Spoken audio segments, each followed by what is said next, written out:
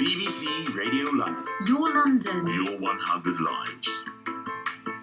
So this year, the BBC has been celebrating its 100th anniversary. Here at BBC Radio London, we've been marking the milestone with our 100 Londoners project. The latest addition to the 100 is Roger Wates from Lambeth, and Roger joins us now. Afternoon, Roger. How are you? Festive greetings, Jim McKay. Really well, thank you. Good. Oh, how exciting to be speaking to you. Now, tell us a bit about you, because you're involved in furniture and all sorts of things, aren't you? Indeed I am, yes.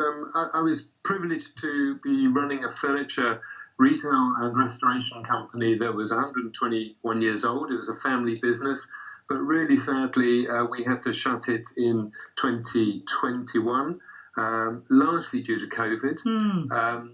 And that was a great shame because the staff team there worked so hard to keep things going. But inevitably there was a drift away from retail towards people buying furniture online. So it had to go, I'm afraid. And it was none of my nieces and nephews were interested in taking it over. So it was the time, I'm afraid. Oh, well, I'm sorry to hear that. But it sounds like you picked up quite a lot of experience from it. Yes, it was a fascinating career. I always said that really it stretched me in every area. It was the fabulous history of furniture that we were able to incorporate into our restoration department, where we did all forms of reupholstery, French polishing, cabinet restoration, all of those skills. But also we kept pace with current design through our interior design service. So, it was the perfect career for me. Did you study interior design, or were you brought up in the industry?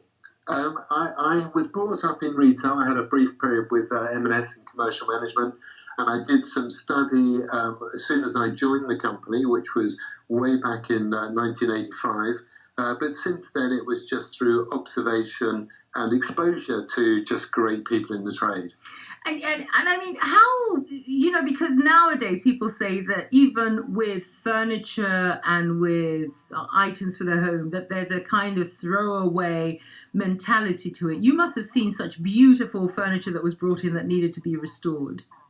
Yeah, well, fortunately, we serviced domestic clients and corporate clients that really appreciated what they got. So often they were a family heirloom or furniture from a particular period that, was attracting more and more interest, like mid-century modern. Yeah. And those people wanted not just to keep their furniture going, but have it looking really good, and also bringing it up to date, and have the same piece of furniture, but it's amazing what recovering a family heirloom can look like. Well, you're certainly up my street there, because I studied interior design. I'm always fascinated by that. And mid-century modern is so trendy at the moment. I mean, it's ridiculous. Presumably things that people would have thrown out are now worth a pretty bob or two. Yes, that's the case, and fortunately a new generation appreciating furniture in a way that is quite different from the throwaway society. Throwaway is still there a bit, but restoration is increasing, and indeed so are the number of upholsterers. There was a dip within the trade where a lot of people were retired, but now with great training through training centres like the Association of Master Upholsterers, a lot of people are throwing in careers in computing to work with their hands and really become very skilled at the reupholstery profession. Well, that sounds fascinating. But then you've gone on to create a new venture called Tour and Restore. What is that? It's a company I've just founded, and it was a result of following my time in the furnishing industry, retraining to be a Lambeth guide. So there are a number of guiding associations in London, but this was a new course to teach guiding at Morley College, and the course was specifically about Lambeth. So it's a year-long course. We were the first intake, and we graduated in July, and there's 20 of us or so in the group, and we run tours over Lambeth where people can learn much more about the community in which they live. What is there to see in Lambeth? I'm not being disrespectful, but a whole year? Like your walking tours in Parliament once a fortnight. Rams. I've heard all about that. South of the river, there's a lot going on. I mean, if you want to go back to the most important building in Lambeth, it's Lambeth Palace. So one end of the premises, you've got the palace. At the other end, you've got a brand new Lambeth Palace Library, which was an award-winning state-of-the-art library to house their historic collection. But just going down the Albers embankment, you've got the amazing Dalton building, you've got the MI5 building at Vauxhall. There's so much. And then when you come away from that, you've got Kennington Park and Herne Hill, Brixton itself, which is an amazing situation. And Lambeth itself comes all the way back to Streatham. So it's a huge borough. And I mean, it seems like you constantly reinvent yourself. I understand you're now in your 60s. It seems like every decade you find something new to do. Well, I do like to do things that challenge me as well. So, the tour guiding is fascinating. You've got to do a lot of research, and then when you're leading a group, you're on your mettle, aren't you? You've got to take people around, and you've got to be able to answer the questions and entertain to some extent.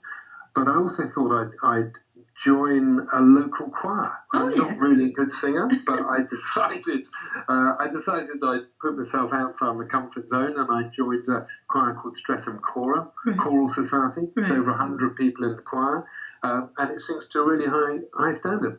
But fortunately, they don't have any auditions, so I sneaked in, and I haven't yet been sacked. So I'm there as well. That sounds fantastic. And I understand you gave a talk at the Streatham Festival recently. What was the talk about? There's so much in South London that's interesting, and the festival and Heart Streatham, which is the magazine that promotes Streatham so much, supported this talk, which was called, The Life of William Morris.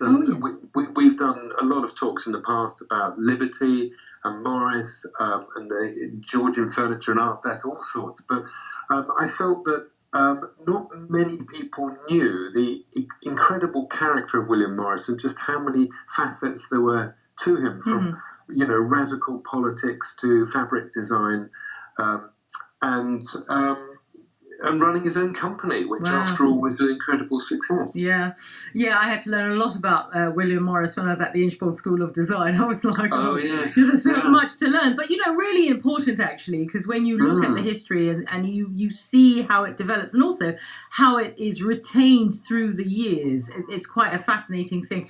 So your tour business is called Roger and Out, is that right?